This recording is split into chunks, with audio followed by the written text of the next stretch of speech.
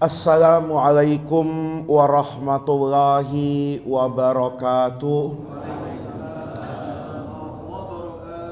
Bismillahirrahmanirrahim. Alhamdulillahirabbil alamin.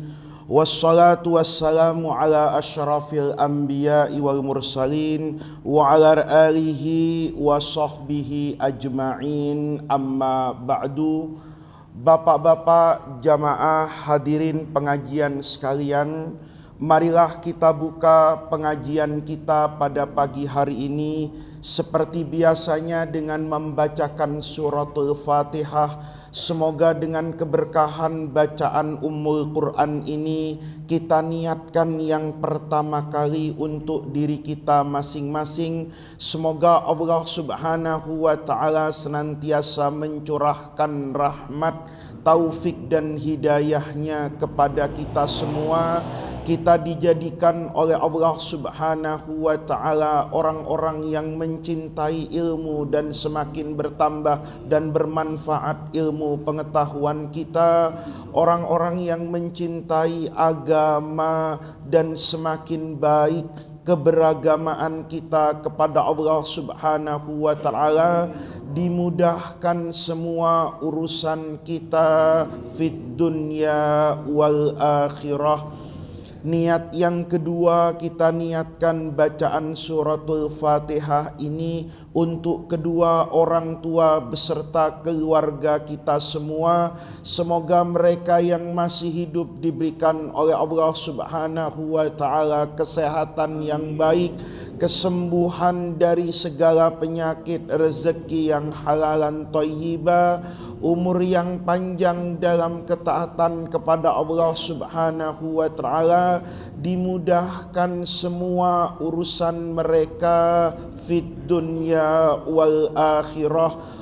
Untuk keluarga kita yang sudah meninggalkan kita semua, semoga Allah Subhanahu wa ta'ala senantiasa melapangkan kehidupan mereka di alam kuburnya, mengampuni segala khilaf dan dosa mereka, serta menyatukan kita semua bersama mereka kelak di dalam surganya.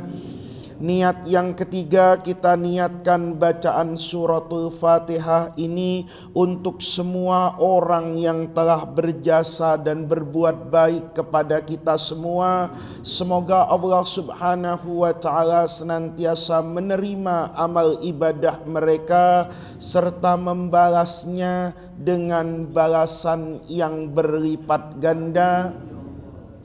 Ala hadhihi niyyah wa ala kulli niyatin salihah wa ila hadratin nabiyil mustafa Muhammadir Rasulillahi al-Fatihah. A'udzu billahi minasyaitonir rajim. Bismillahirrahmanirrahim. Alhamdulillahi rabbil alamin arrahmanir rahim maliki yaumiddin. Iyyaka na'budu wa iyyaka nasta'in. Ihdinas siratal mustaqim, siratal ladzina an'amta 'alaihim ghairil maghdubi 'alaihim waladdallin. Amin. Bapak-bapak, hadirin sekalian, pada pagi hari ini saya ingin memulai pengajian kali ini dengan satu kisah yang diriwayatkan oleh Al-Imam Ibnu Hibban di dalam kitab beliau yang berjudul Ats-Tsiqat, dari seorang alim besar yang bernama Al-Imam Al-Auza'i. Al-Auza'i ini adalah imam besar yang ada di Asyam. Asyam itu sekarang terbagi tentu menjadi beberapa negara seperti Syria, seperti Yordania, Palestina, dan kemudian Lebanon. Di masa lalu, negeri-negeri yang saya sebutkan itu disebut dengan nama Asyam. Di sini ada orang alim besar yang bernama Al-Imam Al-Auza'i. Ini imam besar, tetapi ilmunya itu tidak sampai kepada kita karena beliau berbeda dengan imam yang empat. Kalau kita dalam fikih itu kan lebih mengenal al-madzahibul al-arba'ah. Madhabnya Imam Abu Hanifah sering disebut dengan madhab Hanafi. Madhabnya Imam Malik disebut dengan madhab Maliki. Madhabnya al-Imam Asy-Syafi'i itu disebut madhab Syafi'i. Kemudian Imam Ahmad bin Hambal madhabnya disebut madhab Hambali. Nah, empat madhab ini masyhur. Imam Auza'i itu dulu kata guru saya, itu tidak kalah hebat dengan imam yang empat.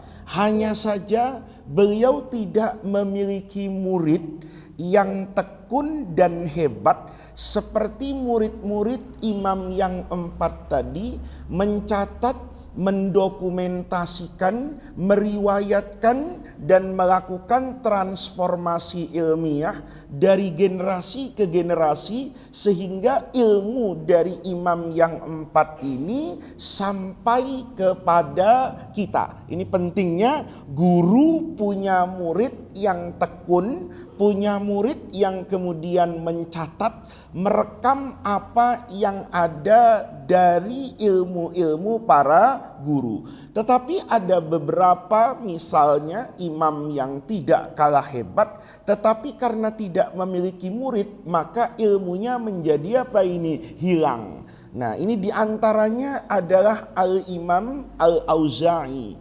Beliau punya guru namanya Abdullah bin Muhammad. Ini meriwayatkan satu kisah bapak-bapak, satu kisah yang kita butuhkan dalam kehidupan kita hari ini. Kalau kita melihat hidup kita hari ini misalnya, orang antri ibadah haji itu bertahun-tahun. Orang yang pergi umroh itu berbondong-bondong. Berbeda dengan yang namanya di masa lalu. Orang di masa lalu punya uang cepat bisa berangkat haji. Orang di masa lalu itu mungkin di kampung kayak di sini misalnya, itu untuk menyaksikan orang berangkat umroh 30 atau 40 tahun yang lalu, itu mungkin sulitnya luar biasa. Kalau kita lihat hari ini misalnya, Masjid Sa'adatul Muslimin itu karpetnya tebal, kalau dipakai sujud tidak sakit. Itu tentu berbeda dengan mushola kita 30 tahun yang lalu. Kalau lama iktikaf ya di masjid masa lalu, itu betisnya ada bekas garis-garis. Kenapa? Karena sholatnya pakai tikar itu. Yang namanya masjid pakai AC, itu rasanya tidak pernah terbayang dulu. Kita jangan 30 tahun yang lalu misalnya, naik taksi saja untuk cari yang AC itu kan milih-milih. Yang namanya naik bis itu tidak semuanya pakai AC.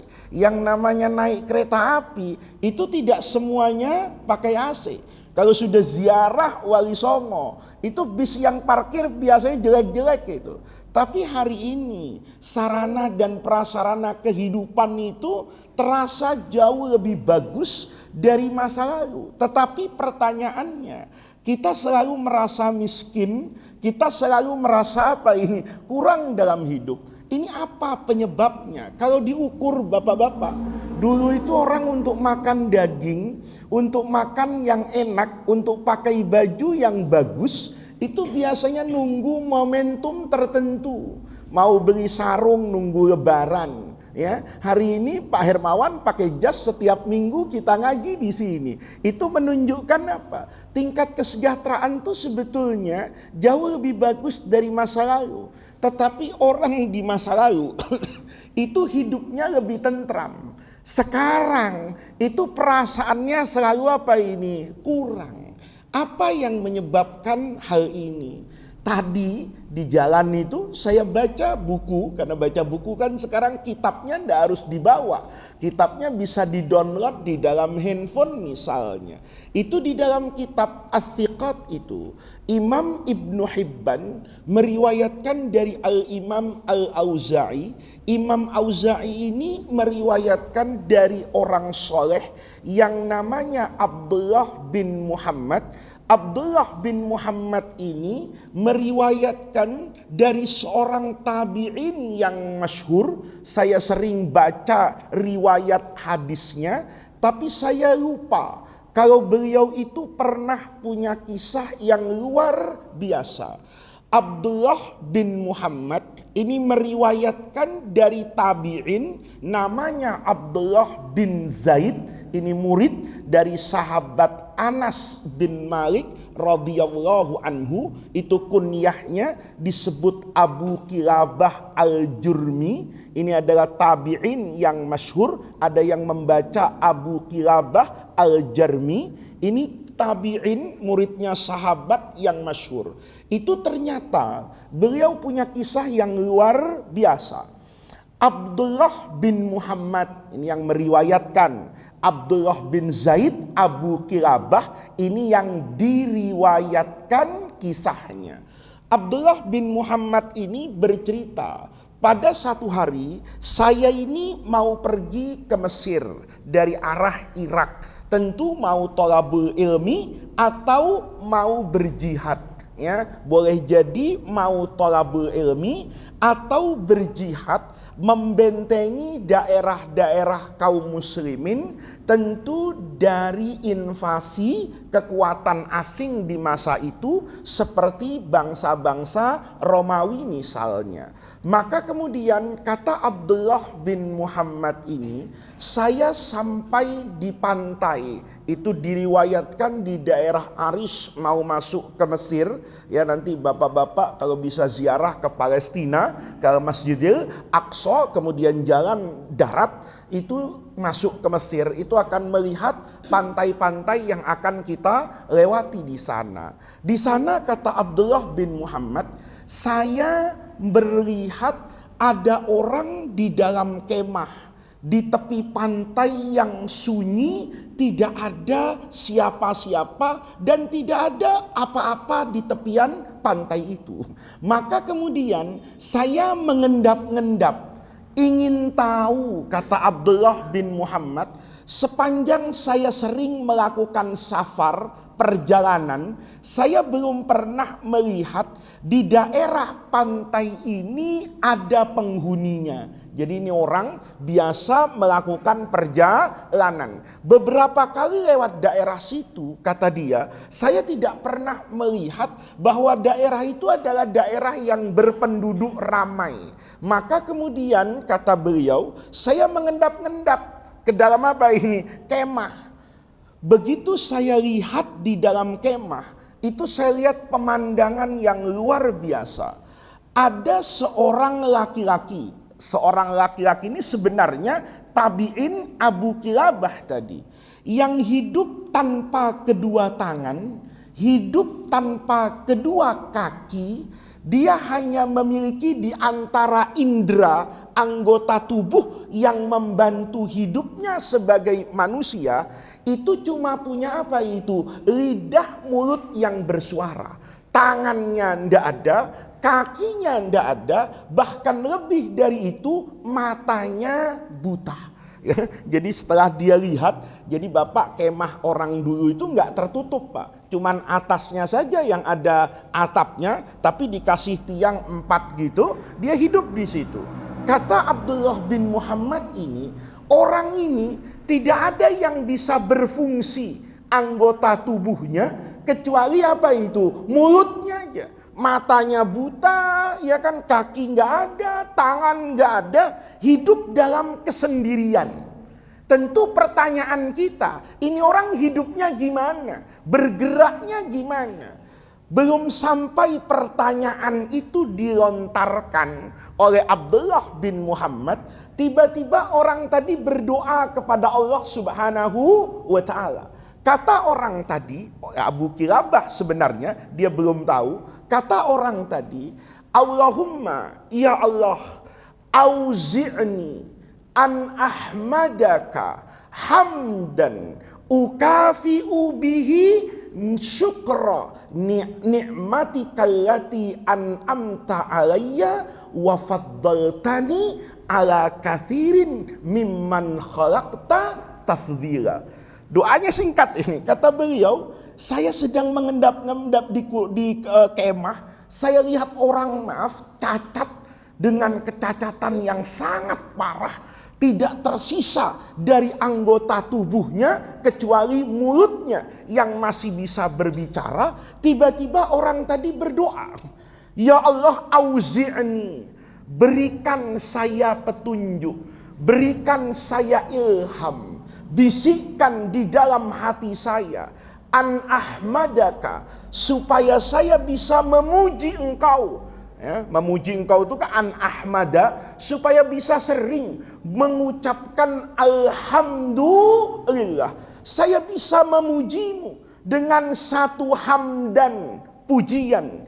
Ukafi'u, yang pujian yang saya lontarkan kepadamu itu ya Allah, mengucapkan alhamdulillah, alhamdulillah, alhamdulillah, yang ukafi'u bisa menjadi ungkapan rasa syukur, kepantasan saya yang mendapatkan begitu banyak nikmat dari engkau. Wa faddaltani, bahkan engkau faddaltani, memberikan begitu banyak keistimewaan alayya, dari kepada saya, mimman ala kathirin mimman khalaqta tafdila, saya lebih istimewa dari begitu banyak makhluk yang engkau ciptakan.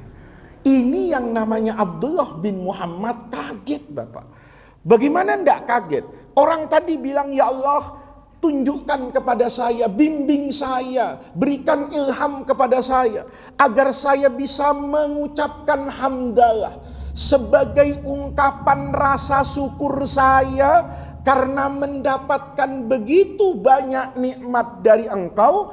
Berikan kepada saya ilham agar saya bisa bersyukur bahwa engkau ya Allah memberikan keistimewaan kepada saya yang tidak engkau berikan kepada makhlukmu yang lain. Abdullah bin Muhammad itu kaget, Pak. Kenapa kaget? Karena orang itu biasanya doanya itu kan lambang kelemahannya. Doa itu lambang keterbatasannya. Doa itu dipanjatkan mengungkapkan apa yang dia inginkan.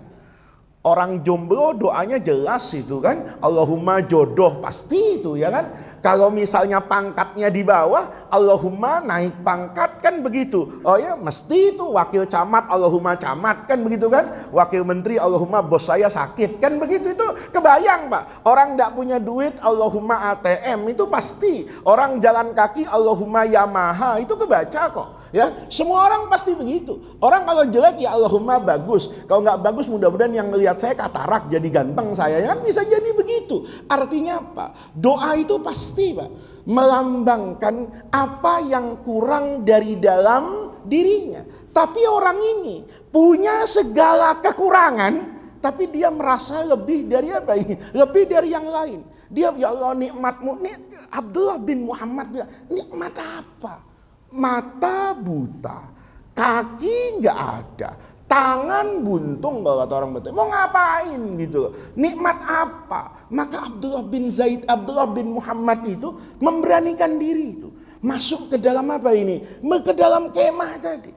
Dia katakan, saudaraku, katanya, coba ulangi doa tadi.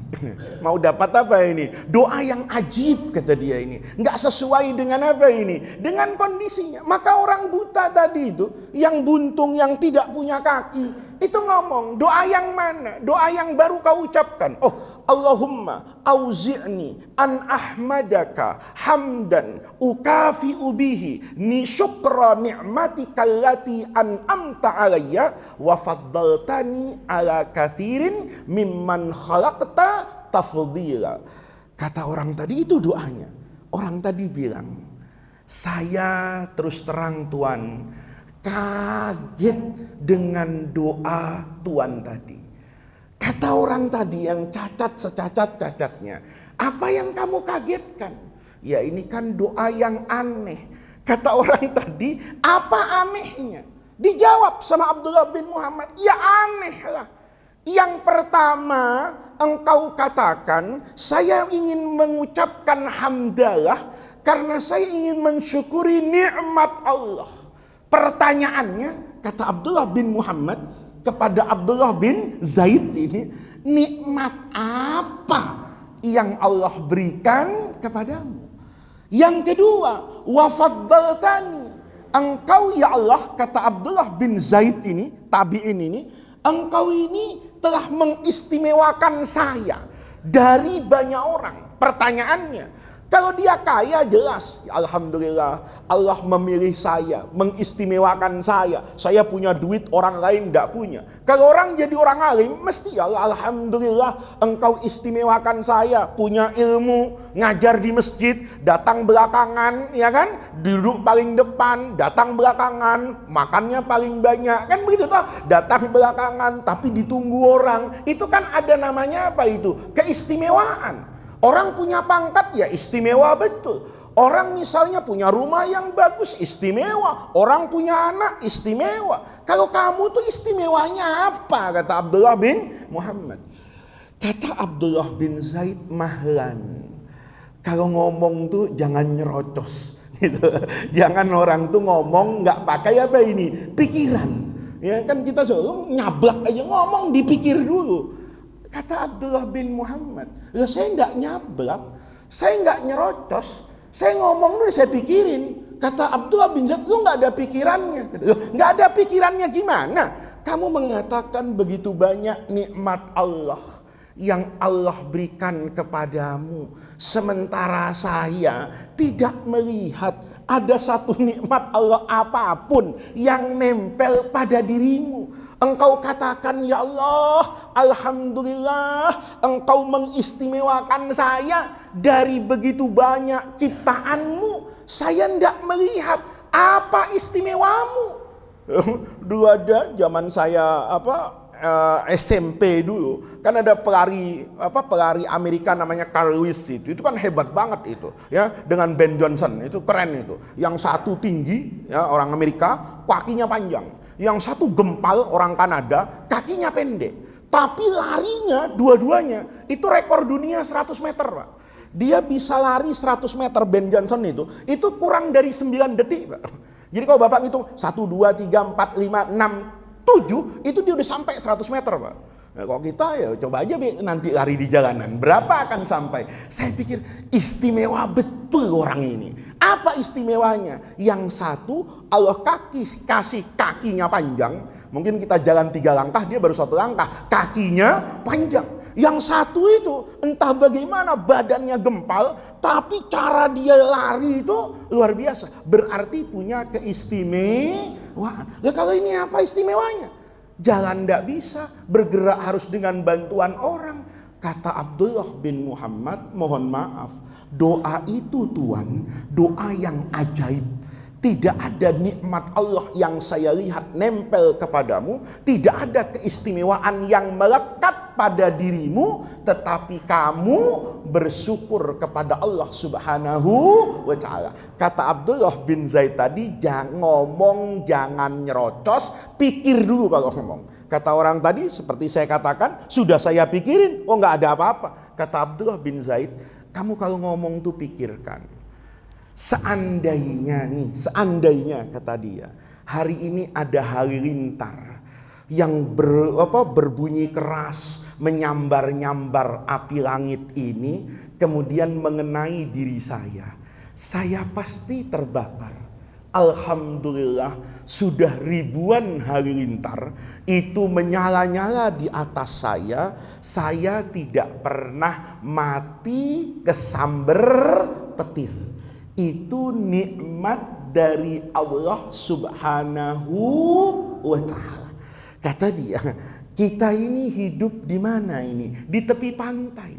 Alhamdulillah sepanjang saya hidup di sini tidak pernah ombak itu menyeret saya, menenggelamkan saya masuk ke dalam lautan. Alhamdulillah sekian tahun saya hidup di bumi Allah, menginjakkan tanah-tanahnya Allah. Allah tidak pernah memerintahkan kepada tanah untuk bergerak, baik sebagai gempa maupun likuifasi, orang yang tenggelam di atas tanah.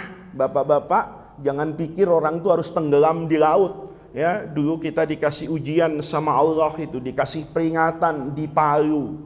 Itu orang bukan tenggelam di laut loh Pak, itu tenggelam di tanah. Pulau kota itu sebagiannya itu tenggelam, orangnya jatuh ke bawah, mati, tidak ketemu, kemudian bangunan juga masuk ke bawah. Itu tandanya bahwa bumi ini kalau Allah perintahkan itu bisa menelan kita loh.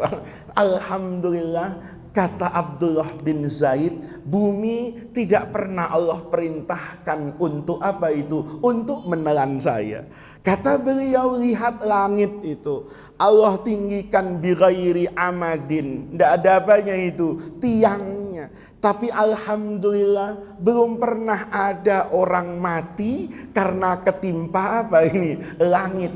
Berapa banyak ada orang sehat walafiat di gedung yang kuat, tak dibangun dengan ilmu arsitektur yang luar biasa, ada tiang-tiang penyangga yang kokoh, tahu-tahu kita dengar dia mati tertimbun oleh bangunan yang runtuh. Sementara Allah rafa'aha bighairi amadin, itu tidak Allah kasih apa ini?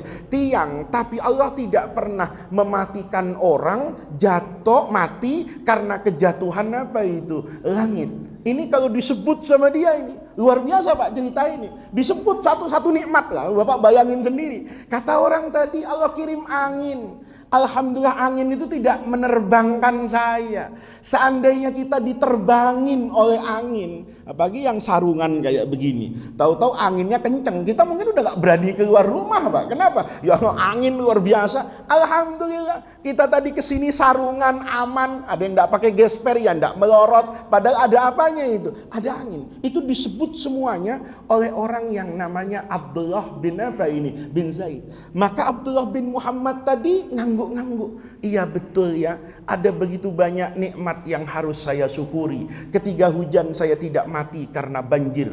Ketika misalnya ada halilintar saya mati tidak terbakar, dan begitu seterusnya. Maka lihat Pak, ini orang cara hidupnya. Maka ditanya sama Abdullah bin Muhammad, kamu ini hidup di sini dengan keterbatasan, itu gimana caranya? Nah, kata Abdullah bin Zaid, idh ataitani, karena kamu adalah orang yang lewat di kemah saya semenjak 3 hari ini. Jadi selama 3 hari itu tidak ada orang lewat di depan kemah dia. Saya mau minta tolong sama kamu. Kata Abdullah bin Zaid. Kata Abdullah, minta tolong apa? Kamu kan tadi tanya, gimana saya hidup? Saya hidup di sini itu dengan anak saya. Anak saya itu juga punya apa ini? Punya kewajiban di tempat lain. Tetapi anak saya setiap datang waktunya sholat, ya, dia datang kepada saya, fayuwaddi'uni, dia yang membantu saya untuk mengambil air apa ini? Wudhu, digendong. Kan tidak ada kakinya, tidak ada tangannya, gimana caranya? Nanti kalau datang waktunya makan, maka anak saya datang ke hadapan saya untuk menyuapi saya. Jadi udah ada jadwalnya lah Pak ya. Kapan waktunya makan, anak saya datang. Karena anak saya juga harus nyari ikan, anak saya juga harus nyari rezeki. Tapi setiap waktu sholat dia nanti datang. Kalau di pagi hari waktunya saya mandi, dia datang dan memandikan saya. Dengan cara itulah Allah kemudian tetap menghidupkan saya. Ini kan juga istimewa. Orang yang punya anak, anaknya berbakti kepada kedua orang tua dalam keterbatasannya. Anak kita kadang-kadang dipanggil lama banget nyautnya, kan begitu. Padahal dipanggil diajak makan. Nah ayo makan, bapak udah nunggu, lama datangnya. Apalagi suruh kerja bakti, kabur anak sekarang. Lain, apalagi suruh mijetin bapaknya, udah ketahuan bapaknya dari kantor dipanggil. Nggak ada lain nih. Kayaknya mau minta apa ini? Pijetin. Bapaknya dari luar bawa antangin, anaknya dipanggil, kayak gue disuruh ngerokin nih, kabur dia. Tapi ini anak saya, itu yu'ahiduni, dia sudah janji. Kapan kebutuhan saya sebagai manusia itu, dia pasti akan datang ke hadapan saya. Tetapi sudah 3 hari, anak saya ini kok nggak muncul. Saya itu kepikiran, kemana anak saya? Tidak mungkin anak saya itu kemudian durhaka meninggalkan saya. Saya tahu anak saya. Maka kata Abdullah bin Muhammad ini, anakmu tuh ciri-cirinya apa? Disebut. Anak saya pokoknya begini, tolong carikan, kata dia. Idh ataitani, katanya, fatrubhu. Maka kata Abdullah bin Muhammad, baik, saya akan apa? Cari, Pak. Dicari, Pak. Dari pantai itu, kan bisa ada gunung-gunung, lembah, masuk ketemu. Maka ketika dia masuk ke lembah, nyari orang, dia dapatkan apa ini, Pak? Mayat, Pak. Yang sudah tidak utuh lagi, tercabik-cabik oleh binatang apa ini? Buas. Kata Abdullah bin Muhammad, ini lembah kosong, gak ada apa-apa, gak ada siapa-siapa. Begitu ada jenazah, dan jenazah ini kelihatan ya memang sudah mati. Tapi bukan kerangka misalnya orang yang sudah mati setahun apa 2 tahun. Kelihatan ini matinya baru nih. Kata Abdullah bin Muhammad, jangan-jangan ini anaknya Abdullah bin Zaid nih. Kenapa? Matinya baru. Dia kasih ciri-cirinya, dia korek-korek ya, mungkin sekarang ilmu forensik, Pak. Tapi forensik sederhana, berdasarkan gambaran dia, kayaknya nih anaknya. Maka kemudian dia kuburkan itu jenazah, dia balik ke Abdullah bin Zaid. Sepanjang jalan dia mikir ini, gimana ngasih taunya? Ya kan?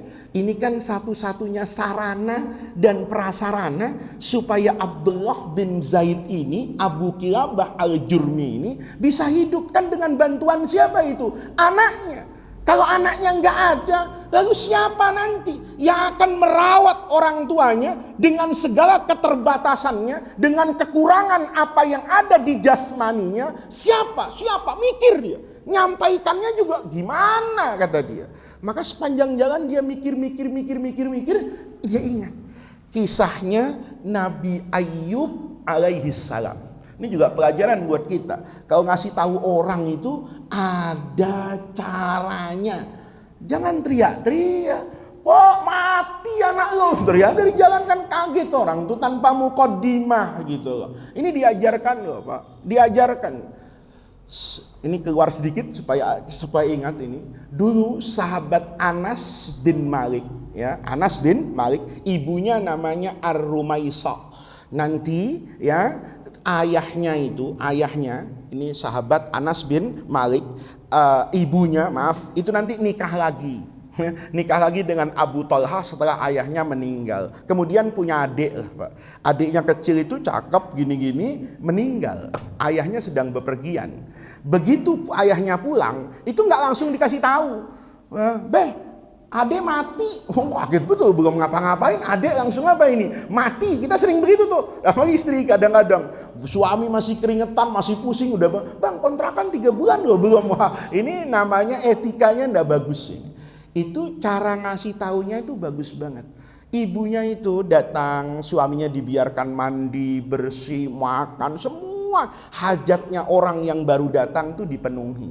Nanti setelah suaminya sudah enak, sudah nyaman, sudah makan kacang goreng misalnya, dia ngomong begini sama siapa ini? Sama suaminya. Bang, kalau kita pinjem uang nih. Kemudian orang yang punya uang datang nagih, balikin dong pinjemannya. Kita balikin nggak, Bang? Ya harus. Namanya pinjeman, ya balikin katanya. Harta kita, keluarga kita itu sebetulnya milik kita apa pinjaman? Oh, itu titipan dari Allah. Kalau yang nitip minta dikasih nggak, Bang? Iya dikasih. Nah, anak kita sudah diminta sama siapa ini? Allah. Itu namanya etika. Saat itu kan suaminya udah dikunci, Pak. Ibarat main catur skakster kan gitu kan. Lu mau marah? Ya kan ini titipan. Katanya kalau ada yang nitip minta, kasih. Kan gitu. Masa orang kemudian dititipin barang, begitu diminta, ngomel. Ya dibawa ke polisi, Pak. Bapak di depan masjid jadi tukang parkir, ada orang, bang titip motor ya, iya katanya. Begitu datang, mana motor saya? Enak aja loh, ya kan? Main ngambil, ya bapak dianggap orang nggak beres, kan begitu. Nah itu namanya etika. Maka Abdullah bin Muhammad ini datang ke Abdullah bin Zaid dengan hati yang bergemuruh, Pak. Ya Allah, ini bapak sudah kayak gini hidupnya, tiba-tiba dapat lagi musibah dari Allah Subhanahu wa Ta'ala. Maka dia tanya, bapak tuh tadi tanya, Abdullah bin Zaid. Dia tanya sama, gimana? Kamu sudah nyari anak saya ini, kamu udah setengah hari loh, ya ketemu nggak anak saya? Ada jejaknya nggak? Maka dia tanya dulu, ya Abdullah, wahai hamba Allah, lebih mulia mana? Engkau apa Nabiullah Ayyub alaihissalam? Kata orang tadi, ya tentu lebih mulia Nabi Ayyub alaihissalam. Maka dia ulangi satu-satu, Pak. Orang tadi ini ngikuti logikanya Abdullah bin Zaid yang pertama. Kamu ndak punya kaki tapi kan nggak kena halilintar. Dia ndak punya tangan tapi kan nggak tenggelam misalnya. Maka kemudian dibalik nih sama Abdullah bin Muhammad, dia ingin tahu, kamu lebih mulia apa Nabi Ayyub yang lebih mulia? Ya tentu Ayyub alaihissalam itu jauh lebih terhormat, lebih mulia dan lebih baik dari saya. Maka pertanyaannya, Ayyub alaihissalam itu diuji sama dengan orang tadi secara fisik. Kan dikasih penyakit, Pak. Penyakit yang orang itu tidak mau dekat-dekat dengan beliau. Maka dia tanya, Nabi Ayyub itu dikasih ujian berupa fisik yang sakit. Kaifa wajadtahu? Bagaimana sikap Nabi Ayyub yang terekam dalam sejarah? Kata orang tadi, saya belajar dari Nabi Ayyub. Dia ketika diuji oleh Allah berpenyakit itu, kata beliau, sabiron, sabar.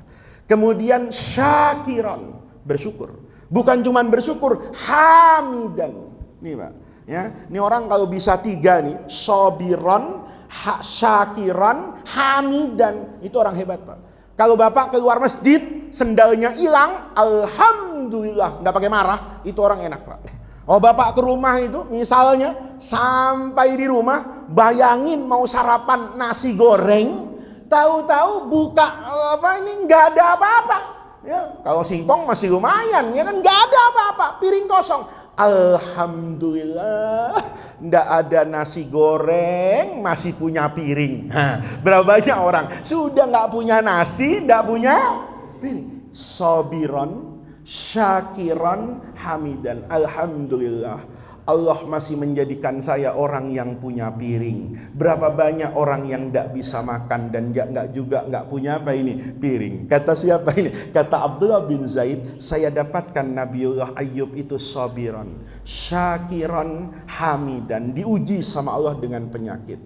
Abdullah bin Muhammad ngomong lagi, Nabi Ayyub kan nggak cuma diuji dengan itu, nggak cuma diuji dengan itu. Bahkan Allah jadikan Nabi Ayyub itu aradan lilmar, bahan olok-olokan setiap orang yang lewat di rumahnya Nabi Ayyub. Nabi Ayyub kan sakit, Pak. Sakitnya kayak begitu. Setiap ada orang lewat di rumahnya itu membuli kalau sekarang. Nabi apaan? Nabi sakit-sakitan kan gitu, kayak sapi korban mau PMK kan begitu, tapi bisa jadi Nabi kok sakit-sakitan. Nabi kan tinggal doa sama Allah selesai. Masa Nabi sakit masih nyari BPJS? Itu bukan Nabi, ya kan, itu orang sini kan gitu. Kalau Nabi sakit kan doa sama Allah sembuh. Bagaimana kamu dapatkan Nabi Ayyub yang sudah diuji dengan penyakitnya, bahkan penyakitnya dijadikan bahan buli oleh masyarakat di masa itu. Kata Abdullah bin Zaid sama, wajadtuhu sabiran, syakiran, hamidan. Nanya lagi yang terakhir ini. Kata Abdullah bin Muhammad, Nabiullah Ayyub tadi kan diuji sama Allah fisiknya. Ini kan mau menyamakan bahwa Abdullah bin Zaid fisiknya juga diuji sama Allah, tidak punya tangan, tidak punya kaki, matanya buta. Kemudian jadi bully orang kan, apaan tuh orang kayak gitu ya? Tentu orang yang lewat di pantai itu akan mengatakan, ya Allah, ada ya orang kayak gini hidup kan gitu kan? Kan sama tuh. Yang ketiga, kata siapa ini? Abdullah bin Muhammad. Nabiullah Ayyub alaihissalam ketika sakit itu ditinggal bukan oleh semua orang, Pak, bahkan oleh keluarganya. Keluarganya hilang satu demi satu. Nanti kan tinggal istrinya satu. Dari keluarganya yang begitu banyak, kalau halal bihalal penuh rumahnya Nabi Ayyub, tiba-tiba anak-anaknya, keluarganya semuanya hilang satu demi satu. Apa yang kamu dapatkan dari Nabi Ayub? Wajadtuhu sabiran syakiran hamidan. Singkat cerita, orang tadi ngomong, itulah yang terjadi pada dirimu.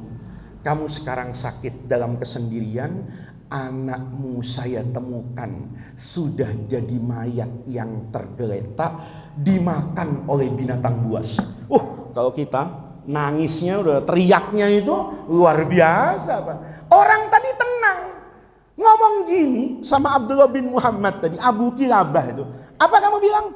Anak saya mati dimakan. Alhamdulillah, Allah matikan anak saya dalam keadaan birrul walidain. Anak yang yu'ahidu abahu, anak yang berjanji kepada bapaknya untuk selalu berbakti sepanjang masa. Sekarang kau matikan, alhamdulillah. Seandainya nanti berumur lebih dari itu, saya takut anak saya mati dalam keadaan maksiat kepada Allah. Anak saya mati dalam keadaan tidak berbakti kepada kedua orang tuanya. Ini kalau diceritain masih ada sisanya, Pak, tapi tidak selesai nanti pengajiannya. Intinya apa? Ini lihat, Pak, hidup itu kan selalu melihat sisi apanya itu? Positifnya. Hidup itu bukan selalu melihat apa yang kurang dari diri sendiri, tapi hidup itu adalah melihat apa yang lebih pada diri sendiri dibandingkan orang lain. Ini penting, Pak. Allah itu menjawab doa orang itu enggak selamanya dengan menambah. Boleh jadi Allah menjawab doa orang itu dengan menghilangkan. Tidak semua doa itu dijawab oleh Allah dengan kebahagiaan. Kadang-kadang doa itu dijawab sama Allah dengan sesuatu yang kita pandang menyakitkan dalam hidup, tetapi kemudian itu intinya adalah nikmat dari Allah Subhanahu wa ta'ala. Saya dulu punya guru, Pak. Sederhana hidupnya. Sederhana hidupnya itu. Sementara murid-murid itu sering bilang, menggunjing di belakang. Banyak orang minta doa sama guru. Doanya guru didengar lagi sama Allah. Ada orang bilang, guru tanah saya tidak laku-laku, doain guru. Laku, Pak, ya kan? Guru saya didoain sama gurunya. Teman saya itu berpikir, lah kenapa guru tetap miskin ya? Kenapa nggak doakan dirinya sendiri gitu? Artinya apa? Dia datang ke pengajian pakai cara yang sederhana, baju yang sederhana. Sementara orang kalau didoain dia kaya. Kenapa kok guru tuh nggak doa untuk dirinya sendiri? Itu rahasia hidup. Apa kata guru? Anak-anakku, doa itu tidak selamanya Allah kabulkan dengan menambah. Kita selalu kan Rabbana atina fid dunya hasanah. Ya Allah, beri saya yang baik-baik di dunia. Motor, mobil, rumah, jabatan, duit. Kita lupa, Pak, bahwa mungkin Allah jawab hidup kita itu dengan menghilangkan sifat buruk dalam diri kita. Coba lihat orang tadi. Orang tadi itu tidak punya tangan. Dan dia tidak pernah berdoa minta tangan. Karena dia tahu apa yang Allah berikan itu pasti ada hikmahnya. Karena dia tidak punya tangan, maka dia dihilangkan oleh Allah sifat keserakahan. Mau ngapain? Uang tangan saja ndak punya. Kalau bapak nih, ya sebentar lagi kita maulid Nabi misalnya di masjid, ada nasi kebuli bertiga, wah itu tangannya cepet-cepetan, Pak. Waduh, gua kumpul sama jagoan semua nih, jagoan makan itu, Pak. Begitu nasi kebuli plak, tangannya bagus banget kayak beko, Pak. Kayak beko tuh, malah udah ngincer-ngincer. Gua yang itu kenapa? Tangannya ada. Tapi ketika orang tidak punya tangan, mungkin keserakahan tuh hilang. Ya Allah, mau ngambil itu jauh, itu bukan punya saya. Saya nunggu aja lah ada orang yang nyuapin saya. Artinya apa? Kita saat tidak punya tangan, mungkin Allah jawab doa kita tidak dengan tambahan. Tapi orang Allah hilangkan dalam diri kita itu ketamakan dan keserakahan. Boleh jadi, kata guru saya, Allah itu nggak memberikan saya rezeki, tapi Allah berikan kepada saya hati yang bersyukur dan tidak cemas dengan hidup saya. Karena Allah berjanji, wa ma min dabbatin illa 'alallahi rizquha. Semua yang hidup di sini itu sudah dijamin oleh Allah rezekinya, maka saya diberi ketenangan oleh Allah. Ini kan luar biasa Bapak-bapak. Ini namanya pola hidup yang hilang hari ini. Melihat kepada yang di bawah tapi tidak melihat, jangan melihat kepada yang di atas. Kita hari ini terbalikkan, Pak. Kalau ada orang naik motor yang dilihat naik mobil, orang yang naik mobil yang dilihat punya kapal laut, orang yang punya kapal pesiar yang dilihat pesawat pribadi. Kapan nafsunya berhenti? Kalau naik pesawat nabrak gunung selesai. Tapi selama dia naik pesawat anteng aja, dia pasti punya keinginan terus ke atas. Itu yang mengurangi rasa syukur kita kepada Allah. Itu yang membuat hidup kita tidak tentram dengan kehidupan ini, karena kita tidak bisa berdamai dengan apa yang menjadi takdir kita hari ini. Maka Bapak-bapak, orang itu akan hidup damai, tenang, itu kalau hatinya bersih, merasa bahwa Allah itu Ar-Rahman Ar-Rahim. Allah yang ngasih saya uang, itu juga Allah yang ngasih saya penyakit. Kalau Allah ngasih saya uang, itu merupakan rahmat dari Allah, maka penyakit yang Allah kasih pun itu rahmat dari Allah Subhanahu wa ta'ala. Kalau ada dari kita yang sering mendapatkan kenikmatan hidup dalam arti materi, maka ketika kita sakit sebenarnya Allah sedang ingin memberikan kenikmatan kepada kita, kenikmatan berupa rohani. Saat kita berdoa butuh kepada Allah, itu merupakan rezeki yang luar biasa. Ini Bapak hadirin sekalian, pengajian yang saya sampaikan pada kesempatan yang baik ini, bahwa untuk menjadi kaya itu tidak saja pada kaya harta, tapi kaya hati itu jauh lebih menenteramkan. Sebentar lagi kita merayakan hari raya Idul Adha. Berkurban itu tidak harus kaya. Orang itu tidak boleh Bapak punya persepsi bahwa ibadah tertentu itu mahal. Contohnya haji. Haji itu mahal. Kata siapa? Kata persepsi, Pak. Kalau kita nabung setiap hari ini 10.000 aja, Pak. Tiap hari 10.000 nih, ya. Tiap hari 10.000. Sebulan dapat uang berapa itu? 3 juta, Pak. Sebulan 3 juta kan? 300.000 sebulan, Pak. Setahun 300 kali 12 bulan, kumpul uang 3.600.000. 10 tahun 36 juta. Kambing itu mahal, Pak. Kapan mahalnya? Sekarang. Gitu. Tapi kalau Bapak nabung dari awal tahun, kambing itu murah, Pak. Kenapa? Karena kita kadang-kadang kurang bersyukur kepada Allah. Hari ini dapat rezeki 200.000, 100.000, itu langsung habis. Seandainya dari 100.000 itu disisihkan 5.000, disisihkan 10.000, dalam waktu tertentu, boleh jadi tabungannya akan apa ini? Banyak. Dan dia merasa bahwa saya ini kaya. Buktinya apa? Rezeki yang Allah berikan kepada saya 10.000, saya simpan 5.000 setiap hari. Nanti 5.000 setiap hari ini saya tabung. Nanti bisa nyekolahkan anak saya. Ternyata memasukkan anak ke kuliah itu tidak mahal kalau orang tuanya nabung. Tapi kalau tidak nabung, merasa tidak cukup saja, rezeki semuanya dihabiskan, diumbar, tentu itu bukan pola hidup yang baik. Maka mudah-mudahan orang yang mau kurban itu jangan diukur sapi sekarang berapa harganya, begitu dibagi 7, waduh jutaan ya untuk dapat satu bagian dari 7 orang waktu kurban.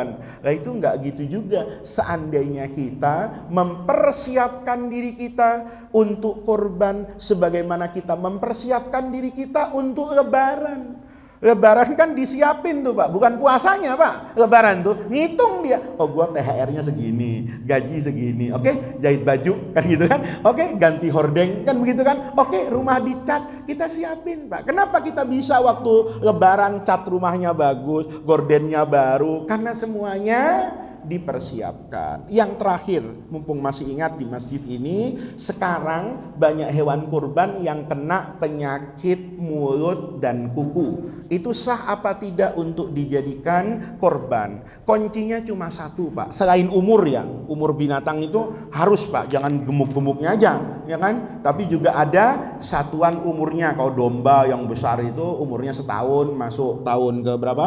2. Kalau kambing kacang yang kurus tuh 2 tahun, masuk tahun ke 3. Sapi juga begitu. Selain faktor umur, ini ada penyakit namanya PMK.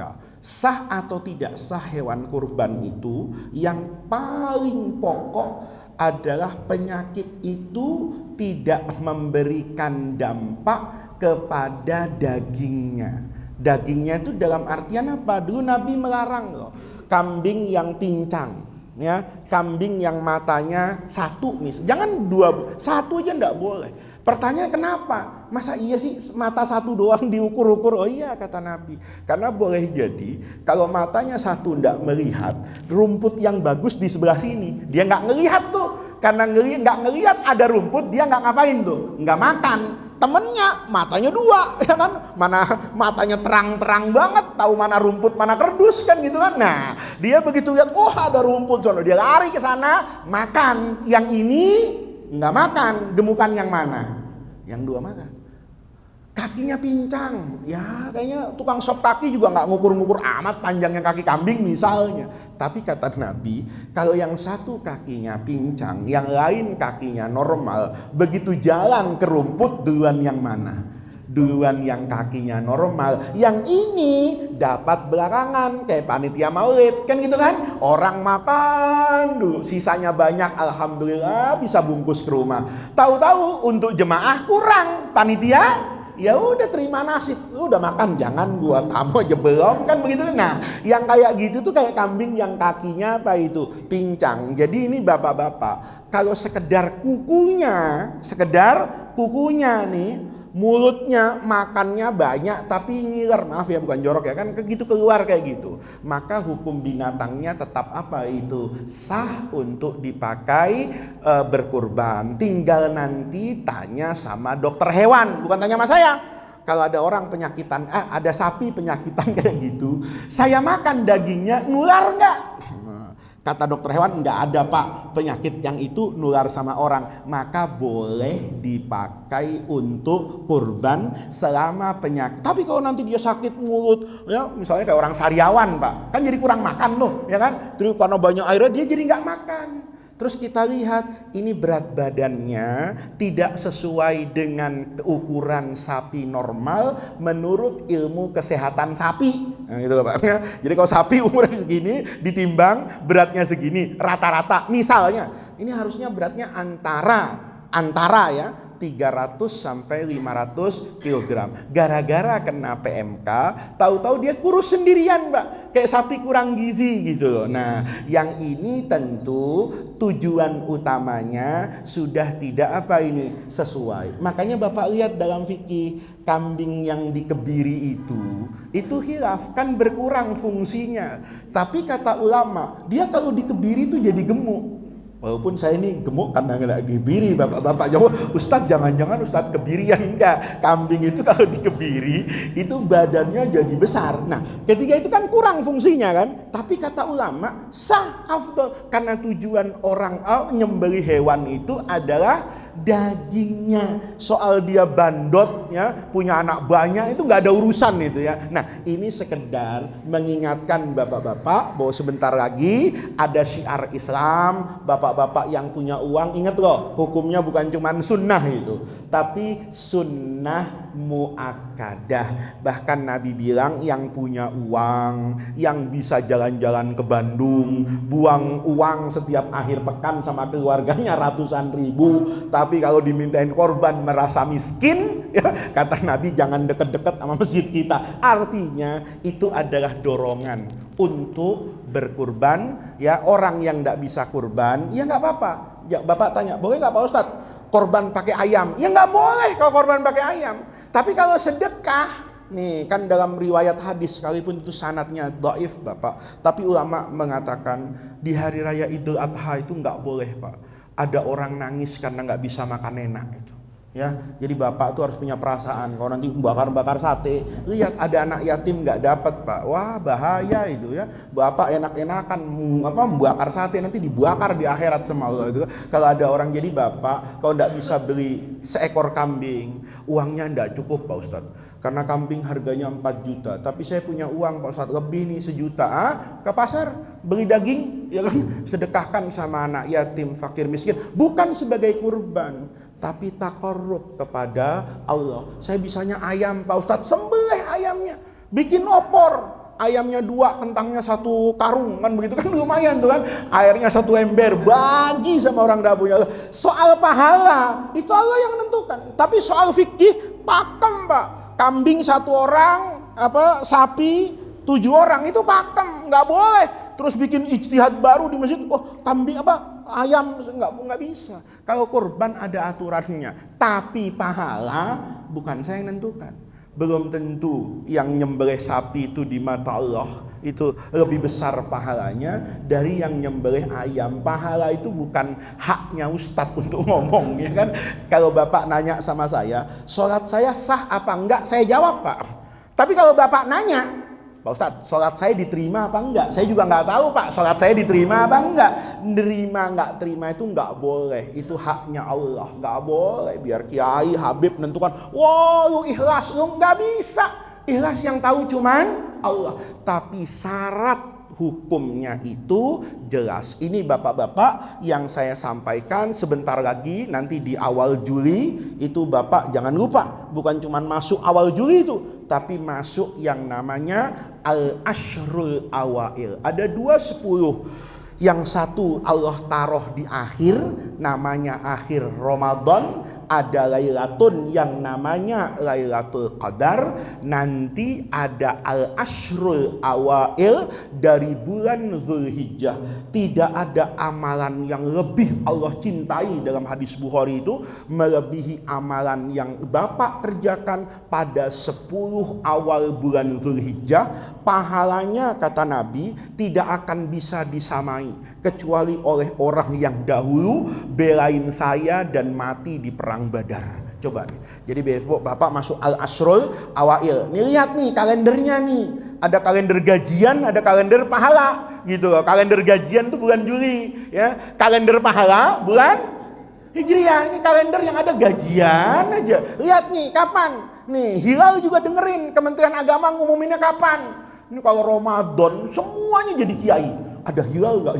Semuanya isbat, semuanya ru'yat. Tapi besok nggak ada yang peduli ru'yat. Kapan? 1 Zulhijjah. Udah ntar tunggu pengumuman pemerintah.